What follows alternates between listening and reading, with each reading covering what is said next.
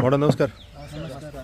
काय म्हणता, शेण कुठे घेऊन चालले? आपल्या कावलरवरती आता शेण सारवायचं आपला. अरे वा, अच्छा अच्छा अच्छा. सगळे अंगणं? हो सर्व अंगण आपण जेवण वगैरे करतो तिकडे. अच्छा अच्छा. हां, आता होळी येते त्याच्यामुळे काय हो त्याची सगळी तयारी. मंडळ बघा, आपलं